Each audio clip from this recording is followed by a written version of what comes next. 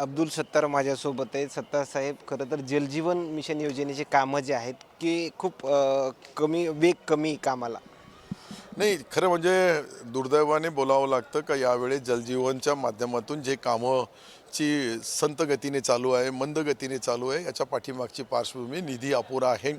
केंद्र सरकारचा निधी बंद झाला आणि राज्य सरकारने थोडा झुकता माप द्यायला पाहिजे, परंतु बजेटमध्ये तेही इतकं दिसला नाही. परंतु आम्ही मुख्यमंत्री उपमुख्यमंत्री महोदयाला विनंती केली का आपण तात्काळ या निधी उपलब्ध करून दिला तर निश्चित ग्रामीण भागाचा पिण्याचा पाण्याचा प्रश्न, शहरामधले पिण्याचा प्रश्न सुटल.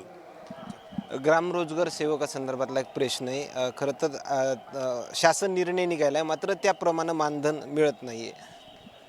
नाही, तर तुम्ही जो मुद्दा मांडला, केंद्र सरकारच्या आणि राज्य सरकारच्या अनेक ज्या योजना आहे त्या राबवण्याचा कामच रोजगार सेवक करतात आणि रोजगार सेवकांचा मानधन वाढायला पाहिजे. त्यांना मानधन त्याच्या सन्माना कामाचा जितका भार त्यांच्यावर आहे त्याप्रमाणे मिळायला पाहिजे.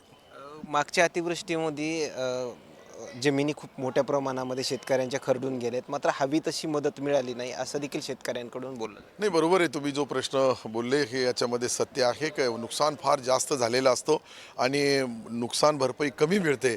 ही नुकसान भरपाई वाढवायला पाहिजे, कारण की एकदा जमीन खरडून गेली, वाहून गेली तर तो शेतकऱ्याचा जीवन उद्ध्वस्त होतो आणि त्याला परत त्याच्यावर आणायचं असेल तर त्यासाठी विशेष निधी उपलब्ध करून देण्याचा अर्थमंत्री अजितदादा असतील, उपमुख्यमंत्री एकनाथ शिंदेसाहेब असतील किंवा मुख्यमंत्री आपल्या या राज्याचे लोकप्रिय मुख्यमंत्री देवेंद्रजी असतील, त्यांना आम्ही विनंती केली आणि ते निश्चित याच्यामध्ये वाढ करणार.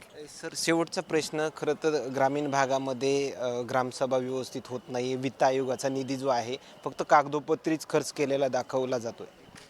नाही, निश्चित तुम्ही जे प्रश्न मांडला त्याच्याबद्दल जो ग्रामसभा व्हायला पाहिजे प्रत्येक वर्षी किंवा वर्षामधून 3दा व्हायला पाहिजे अशी सरकारची धारणा आहे, नियम आहे, त्याची अंमलबजावणी व्हायला पाहिजे आणि निश्चित मला वाटतं की जिल्हाधिकारी असतील किंवा CO मुख्याधिकारी असतील त्यांनी करायला पाहिजे. धन्यवाद. हे होते अब्दुलजीत सत्तार आणि त्यांनी अधिवेशनादरम्यान या दिलेल्या प्रतिक्रिया. मात्र आणखीन काही नवीन अपडेट्स मिळतील का हेही पाहणं तेवढंच महत्त्वाचं ठरणार आहे. कॅमेरामॅन सोबत सूर्यज मीडिया, नागपूर.